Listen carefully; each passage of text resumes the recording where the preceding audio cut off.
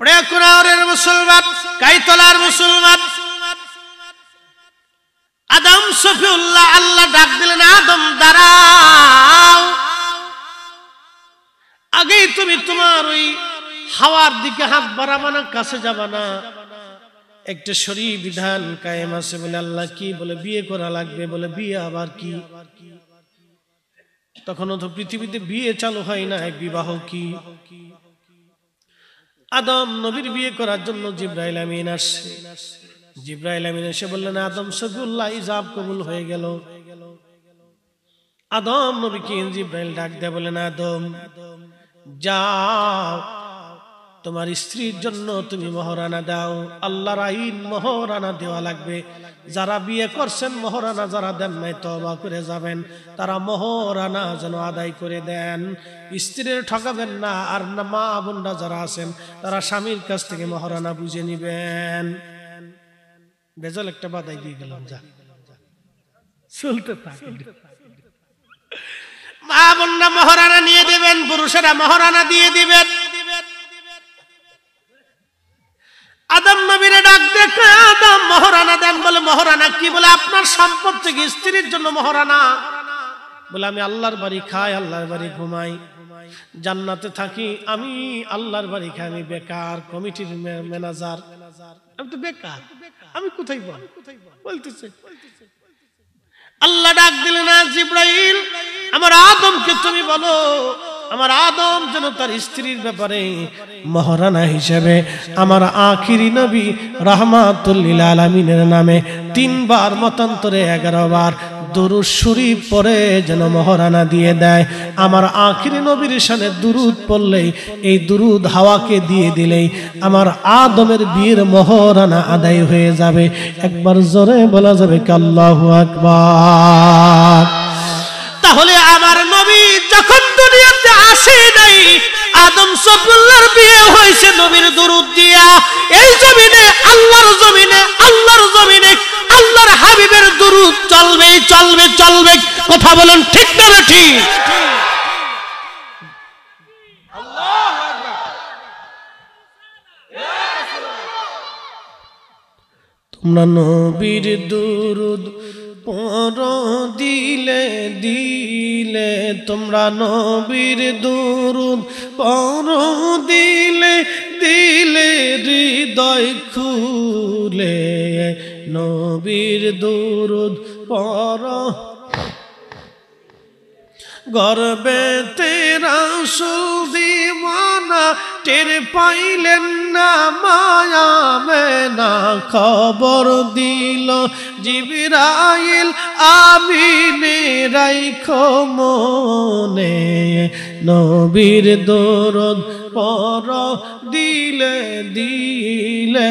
হায়রে নবীর দরদ পড়ো দিলে দিলে, হৃদয় খুলে নবীর দরদ পড়ো দিলে দিলে। আল্লাহুম্মা সাল্লি আলা, জবান খুলে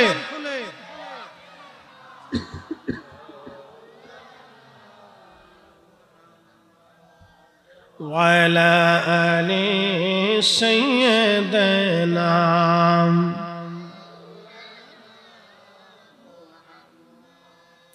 বন্ধুগণ আমার, আদম সফিউল্লাহর বিয়ে হয়ে গেল জান্নাতের মধ্যে। এখন আদম নবীর ভালো লাগে, তার অর্থ হলো সন্তান।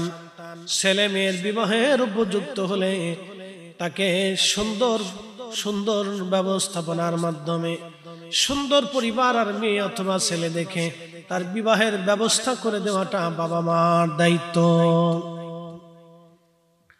বন্ধু আমার, এই আলোচনা ওমিনাল লাইলি ফাতাহাজ্জাত বিহির আলোচনা করতে করতে আমি বহুদূর চলে গেলাম।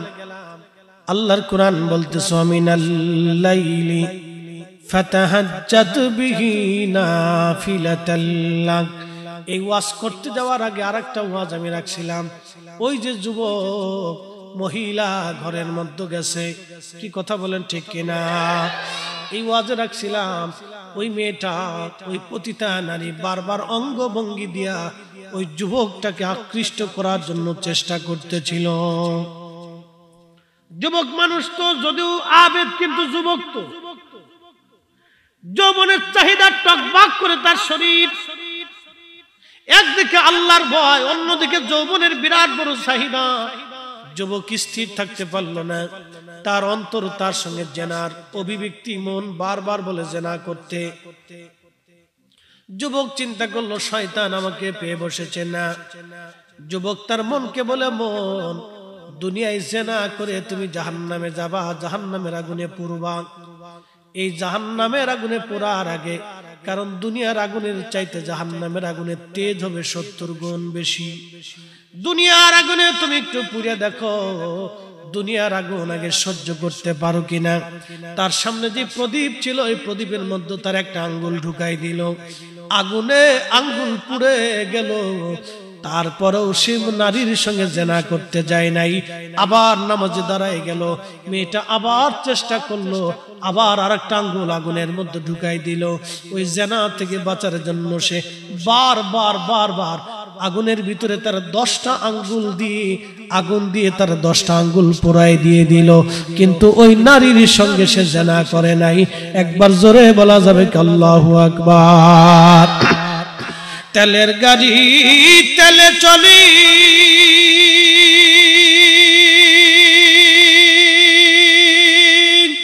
হাওয়ার গাড়ি হাওয়ায় রে, বিনা তেলি চালায় গাড়ি নবী সুলাইমান। আমরা সেই মুসলমান, আমরা সেই মুসলমান,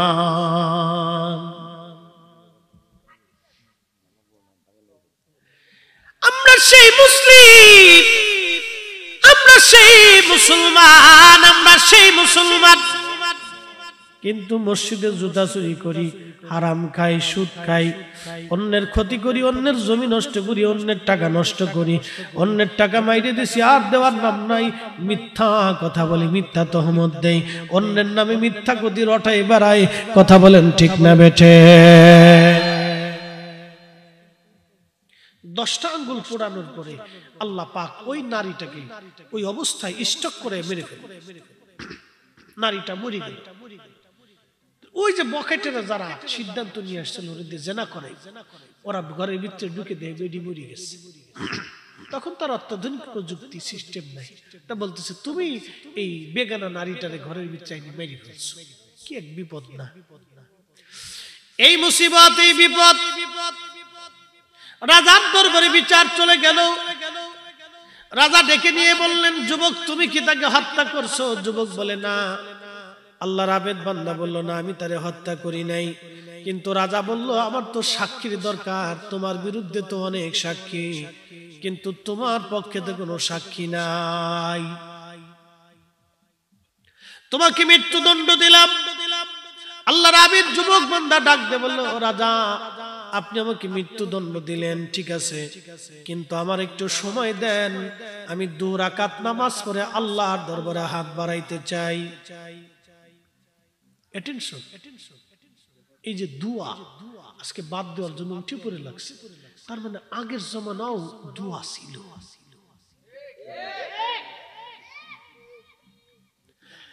আল্লাহর কোরআন বলতেছে, ইয়া আইয়ুহাল্লাযীনা আমানুস্তাঈনু বিস-সাবরি ওয়াস-সালাহ।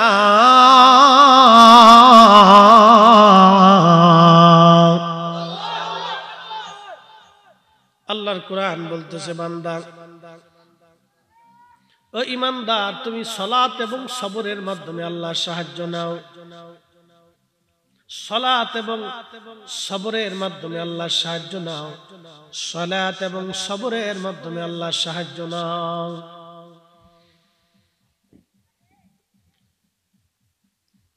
যুবক নামাজ শেষ করে হাত বাড়াইছে, একসাথে বলবেন আল্লাহু আকবার।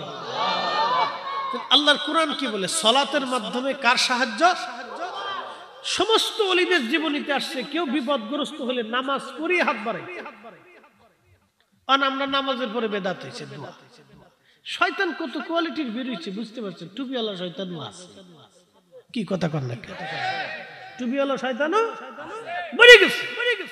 কোরআন বলতেছে সালাতের মাধ্যমে সাহায্য চাও, তো সালাতের মাধ্যমে আল্লাহর দরবারে যুবক হাত বাড়াইছে। আবিদ আল্লাহ, ও রব তুমি জানো আমি তো কোনো অপরাধ করি নাই, আর আমি যেটি অপরাধ করি নাই এই অপরাধের শাস্তি তুমি আমাকে দিবাও না, আমি ওটাও জানি। কিন্তু আল্লাহ ওরা আমাকে মৃত্যুদণ্ড দিবে, মেরে ফেলতে চাচ্ছে। রব্বুল আলামিন এই অবস্থায় যদি আমি মৃত্যু হই, মরণ বলে আমার কোনো ভয় নাই, কিন্তু আল্লাহ আমার ভয় হচ্ছে এই অবস্থায় যদি আমি মারা যাই তাহলে দুনিয়ার আবিদ এবং আলিম যারা আছে তাদের কলঙ্ক হয়ে যাবে।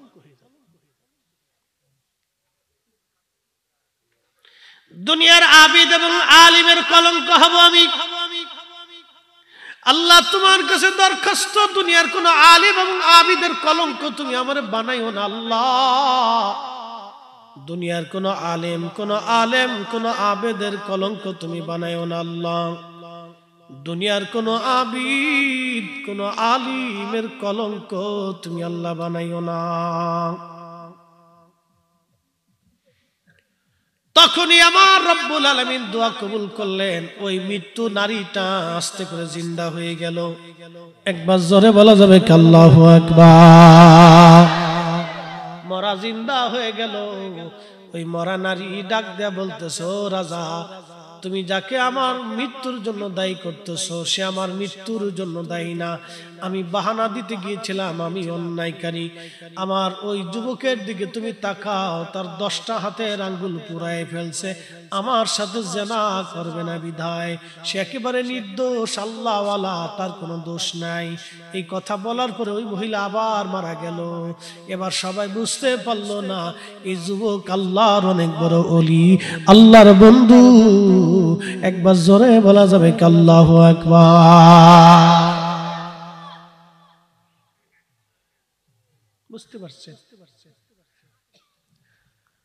নবীর উম্মত খুবই মনোযোগ দিয়ে শুনিয়া যান। আল্লাহ বললেন وَمِنَ اللَّيْلِ فَتَهَجَّدْ بِهِ نَافِلَةً لَكَ। নবী গো আপনি তাহাজ্জুদ নামাজ পড়বেন, এটা আপনার জন্য অতিরিক্ত। যদি আপনি তাহাজ্জুদ নামাজ পড়েন তো আমি আল্লাহ একটা পুরস্কার দিব। আসা আইয়াবআসাকা রাব্বুকা মাকামাম মাহমুদা।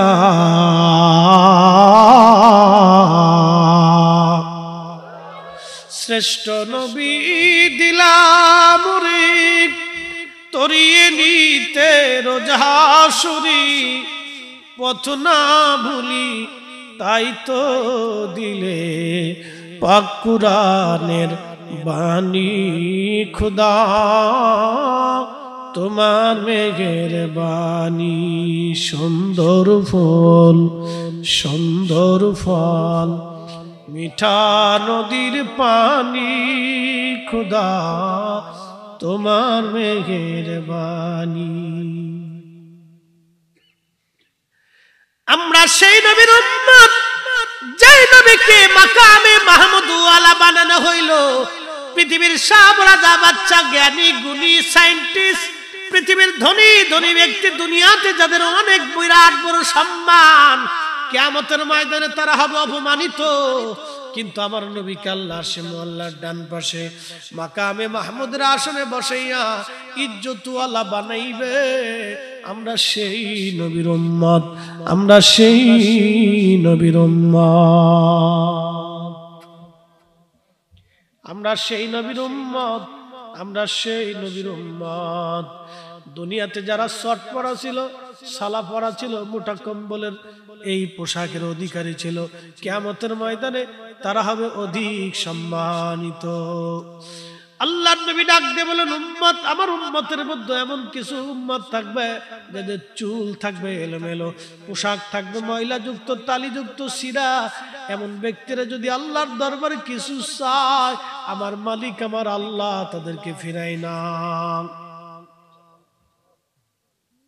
এই জন্য পৃথিবীতে নিজেকে শ্রেষ্ঠ বলার কোন অধিকার নাই। কোন আলেম যদি বলে আমি শ্রেষ্ঠ, বুঝতে হবে এটাই শয়তান। কোন বক্তা যদি বলে আমার নাম নিচে দিলেন কেন, আমার তো উপরে থাকার কথা, আমি অনেক বড় ফেমাস বক্তা, বুঝবেন এটা শয়তানের ভাই। কোন ডাক্তার যদি বলে আমি সর্বশ্রেষ্ঠ বড় ডাক্তার, আমার চেয়ে কোনো ডাক্তার নাই, তো বুঝবেন এর ভিতর শয়তানি আছে। কেউ যদি বলে হ্যাঁ বেটা আমি অনেক পয়সার মালিক, আমার চিনিস আমি অনেক কিছু এই সেই ঘোরার দিবান, তো বুঝবেন এটা শয়তান। বুঝতে পারছেন? বুঝতে হবে। রাসূল কারীমের বহু সাহাবী যাদের পোশাক ছিল না, আমাদের তো অনেক বড় দামি পোশাক, অনেক জুব্বা, অনেক পাগড়ি, অনেক কিছু আমাদের আছে, কিন্তু তাদের কিছুই ছিল না। ভাইরা বলতেছে হুজুর বেলালের আলোচনা করবেন, এক ওয়াজের ভিতরে আর এক ওয়াজ ঢুকানো যায়। আচ্ছা তারপরে একটু করে দিয়ে যাই, এক জায়গায় বেলালের ওয়াজ করে নিয়ে দিয়ে লাস্টে আমার টেহাই দেয়। হ্যাঁ, অনেক জায়গায় এরকম হুজুরে হাদিয়াই দিও, হুজুরে ওয়াজ শুনতে চাইছি করলো না, কি এক মহা মুশকিলে পড়ছি আমি, মুশকিলের শেষ নেই। বুঝতে পারছি, মানুষের আবেগের সেন্টিমেন্ট তো মুশকিল। আল্লাহু আকবার, জালাত আছে আর কি, এক ওয়াজ প্রত্যেকদিন করলে পাবলিক কবে হুজুর একটাই কয়, আমাদেরও জ্বালা। বুঝতে পারছি, এই জন্য আমি আগের সব ওয়াজ শেষ করে দিয়ে লাস্টে ঢুকছি। আমিও জানি আপনারাও খুব জ্বালা, লাস্টে এখন হুজুর করে আর একটু। তো যাই হোক, লাস্টে একটু আলোচনা, এই আমাদের তো অনেক সম্পদ ছিল, অনেক কিছুই আছে। নবীর মসজিদের একজন মুয়াজ্জিন বেলাল, আহারে একটা চাদরে সারা জীবন গেছে, দিনহীন ভাবে চলেছে, কৃতদাস ছিলেন, কোন সম্পদ তার ছিল না, কোন রকম দিন পার হয়েছে, কোনদিন খেয়ে কোনদিন না খেয়ে, কিন্তু নবীর মসজিদের বারান্দা কখনো ছাড়েন নাই।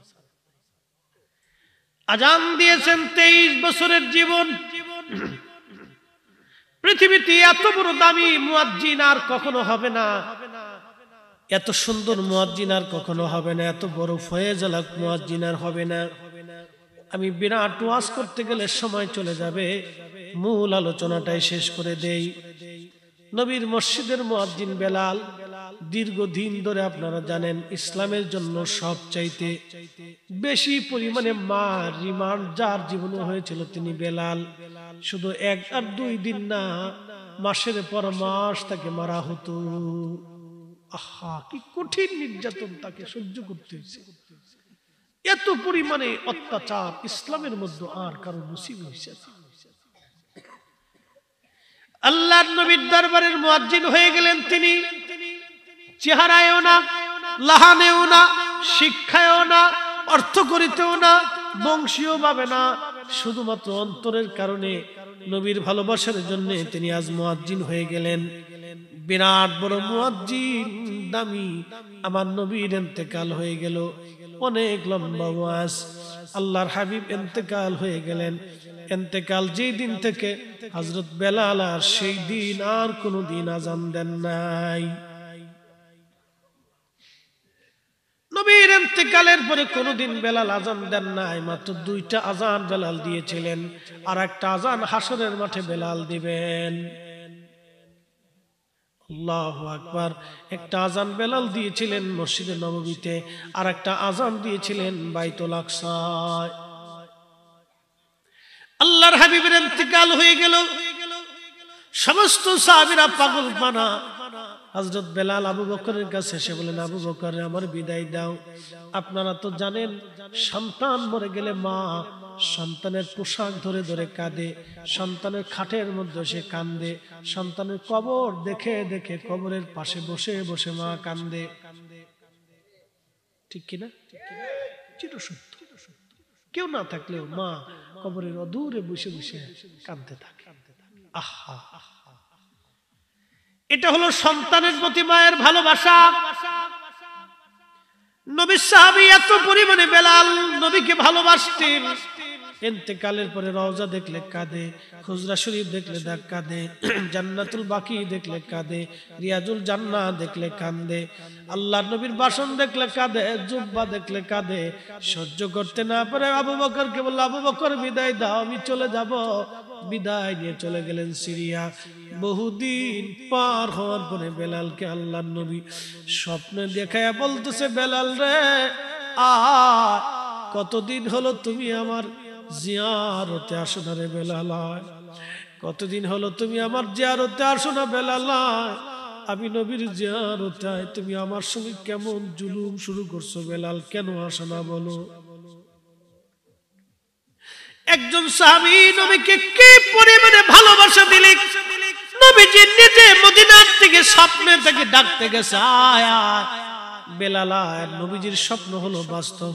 মান রানি ফিল মানামি ফাকাদ রাল হক, যে আমার স্বপ্ন দেখলো সে বাস্তব, আমি নবী দেখছে, আমি নবী দেখলো, আমি নবী দেখলো, আমি নবী দেখলো। হযরত বেলাল রাদিয়াল্লাহু আনহু স্বপ্ন দেখার পরে রওনা হয়ে গেল, দেরি করলেন না, মদিনায় আসছে। আরে মদিনায় সবুজ মিনারাত তখন ছিল না, ওই রওজা শরীফ তখন খেজুর পাতার ছাউনি ছিল, ছাউনি দিয়ে আম্মাজান আয়েশার হুজরা মুবারকের ভিতরে নবীকে দাফন করা হয়েছিল।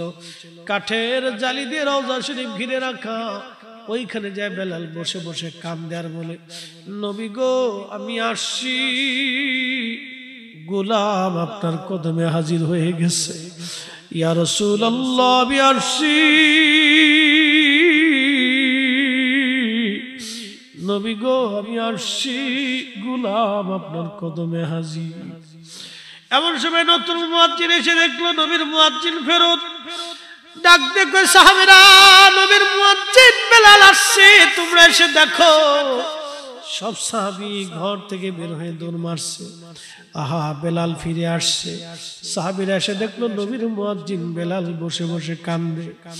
ডাক দেয়া বলতেছে সাহাবীরা, ডাক দে বলে, বেলাল রে তুমি কান্দো, কতদিন হলো তোমার কণ্ঠের আজান শুনি না। বেলাল রে যে আজান নবীরে শুনাইতো, একটা বার মিনারায় যাও, আমরা সে আজান শোনা। সাহাবীদেরকে বেলাল ডাক ডাকা, সাহাবীরা রে আমি আজান দিলে নবী আসতো, বলো আজকে আজান দিলে কি নবী আসবেনি? সাহাবীরা গুনগুন করে কান্দার বলে, বেলাল আজান শোনাও, নবীর ইন্তেকালের পরে তো আর তুমি আজান দাও নাই, আমরা আজান শোনায় যাও। বেলাল ডাক ডাকা, সাহাবীরা রে বলো নবী আসবেনি? আল্লাহর নবী সাহাবীরা বলতেছে, বেলাল আপনার কোথায় আজান দিবে না, হাসান আর হুসাইন আসেনি, জিজ্ঞেস করো। সাহাবীরা দৌড়াই গেলেন, হাসান আর হুসাইন কানার জন্য দুই ভাই নানা চেহারা পাইছিল, দোনো ভাই দৌড়ায় আসছে, দোনোজনকে দেখতে নবীজির চেহারার মতো দেখা যাইত। বেলাল রওজা শরীফ থেকে উঠিয়া ইমাম হাসান আর হুসাইনের বুকের মধ্যে মাথা ঠাকায় ঠাকায় বেলাল কাঁদতেছে। ইমাম হাসান ডাক দেখো, নানার মুয়াজ্জিন, যেই কণ্ঠ দিয়া নানার আজান শোনাইতে আজকে মিনারায় যাও, আমাদেরকে আজান শোনাও। নবীর মুয়াজ্জিন দৌড়াইয়া সেই মহিলার ছাদের উপরে গেলেন। বনু নাজ্জার গোত্রের মহিলার ছাদের উপরে দাঁড়াইয়া বেলাল আজান শুরু করছে, আল্লাহু আকবার, আল্লাহু আকবার, আল্লাহু আকবার,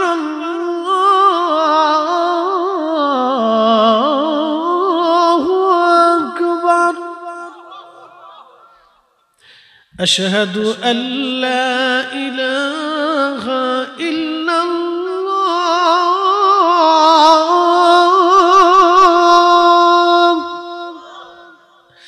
সারা মদিনার ভিতরে আজানের আওয়াজ ছড়িয়ে গেল। ফজরের সময়, তাহাজ্জুদের সময় সারা মদিনা নীরব, আজান ছড়িয়ে গেছে।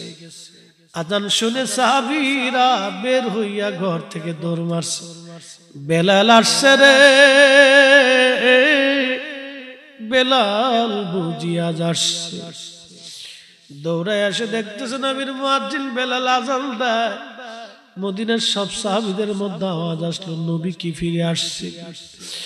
নবী বুঝি ফিরে আসছে রে, নবী বুঝি ফিরে আসছে। সাহাবীরাও কাঁদে, মহিলারাও কাঁদে, বাচ্চারাও কাঁদে, যুবকরাও কাঁদে, সারা মদিনায় কান্নার রোল পড়ে গেল। প্রিয় নবীর ইন্তেকালের পরে এমন ভাবে মদিনাবাসী আর কোনোদিন কাঁদে নাই।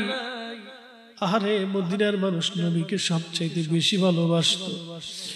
মদিনার মানুষ দিল দিয়ে নবীরে ভালোবাসতো, অন্তর দিয়ে। হে রাসূল তোমায় ভালোবাসি, অন্তরে শুধু মুখে নয়, জান্নাতের আশায় নয় হে রাসূল, জাহান্নাম কেউ ডরি না।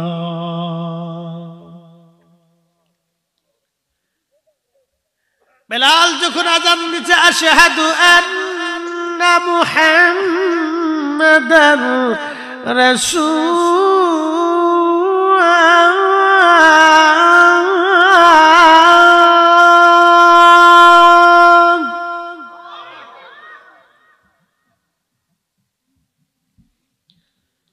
পৃথিবীর কারো আযানে, পৃথিবীর কারো আযানে পৃথিবী কাঁপে নাই, কারো আযানে কোনোদিন পৃথিবী কাঁপবে না। একজনের আযানে দুনিয়ার মাটি কেঁপে উঠেছিল। বেলাল যখন আমার নবীজির নাম নিয়ে টান দিল, মদিনার মাটি স্থির থাকতে পারে নাই, মাটি পর্যন্ত থরথর থরথর করে কেঁপে উঠল। মাটি পর্যন্ত কেঁপে উঠেছিল সেই দিন থরথর থরথর করে। তাহলে বুঝেন তো আযানের ফয়জত কি কঠিন, ইশকে রাসূল কত কঠিন। আযানে পৃথিবী কেঁপে উঠল সেই দিন। বেলাল অজ্ঞান হয়ে গেলেন, হুঁশ ফিরে আসছে, রওজা শরীফে যে কান্দে। হুজুর গোলাম হাজির হয়েছিল, আযান দিয়েছি, গোলাম হাজির হয়ে গেছি, আপনি আসেন নাই গো নবীজি, আর আমি আযান দিব না। চলে গেল নবীর আশিক বিরহ ব্যথা নিয়ে, আর কোনদিন মদিনায় ফিরে আসেন নাই। সিরিয়ার দামেস্কে চলে গেলেন, ওখানে তার ইন্তেকাল হলো। সারা জীবন বিরহ বেদনা নিয়ে চলে গেলেন, আর কোনদিন বেলাল ফিরে আসেন নাই, কোনদিন তিনি আর ফিরে আসেন নাই মদিনায়। ও নবীর উম্মত, এই জন্য হযরত বেলালের ভালোবাসা থেকে বুঝতে পারি নবীকে অন্তর দিয়ে ভালোবাসতে হয়। নবীর আশিকেরা দিশেহারা মরণের ভয় করে না, প্রেম তো মরে না। প্রেম করেছেন ওয়াসকরুনি, মুখের দন্ত ভাঙলেন তিনিও। নবীর প্রেমী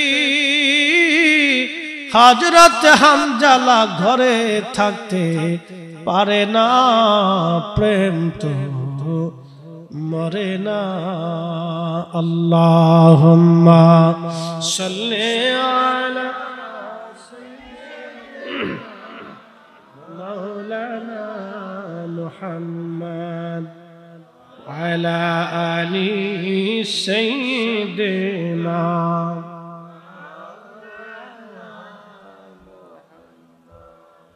আল্লাহ আমাদের সকলকে রাসূলের মহব্বতে কবুল করুন, বলেন আমিন। আলোচনার ইতির দিকে নিয়ে চলে যাচ্ছি, আর কথা বাড়ানোর সুযোগ নাই। আপনারা আমার জন্য দোয়া করবেন। এই মাহফিল এটা 16তম মাহফিল। আগামী আরো দীর্ঘ বছর যেন আল্লাহ এটাকে কায়েম রাখেন। গাইতলা উত্তর পশ্চিম পাড়া বাইতুল মুকাররম জামে মসজিদ এবং যুব কমিটির মাধ্যমে যেন এই মাহফিলখানা চলমান থাকে। আহলে সুন্নাত ওয়াল জামাত হচ্ছে নাজাতের রাস্তা। কোন মা আহলে সুন্নাত ওয়াল জামাত ছাড়া কোন ওলির জন্ম দিতে পারে না। আকাইদে আহলে সুন্নাত ওয়াল জামাত ছাড়া কোন মা ওলির জন্ম দিতে পারে নাই। কোন ওলি রাসূল করিমের সাথে বেয়াদবি করে গুস্তাখি করে ওলি হতে পারে না। ওলি হইতে হলে নবীর কদমের গোলাম হতেই হবে। কথা বলেন ঠিক কি না? ইশকে রাসূল তার অন্তরে থাকতেই হবে, নতুবা সে ওলি হতে পারে না।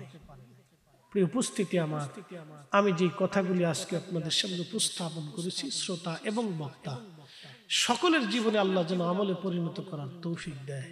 প্রিয় বন্ধু আমার, আজকে যে মাটির উপরে বসে আছি, আগামী দিন আমরা সেই মাটির নিচেই চলে যাব, আল্লাহর কাছে আবার ফিরে চলে যাব। আল্লাহর কাছ থেকে আসছি, মালিকের কাছে আবার ফিরে চলে যাব।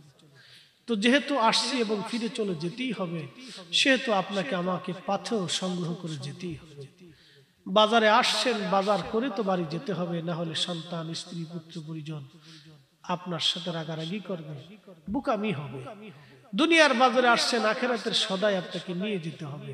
1 নম্বর ঈমান, 2 নম্বর আমল। ঈমানটা যেন আকাইদে আহলে সুন্নাত ওয়াল জামাতের উপর দায়েম কায়েম থাকে, আমলটা যেন রাসূল করিমের সুন্নাহ পদ্ধতি মোতাবেক চলে। আল্লাহ আমাদের প্রত্যেকের জন্য কবুল করেন, সকলে বলেন আমিন।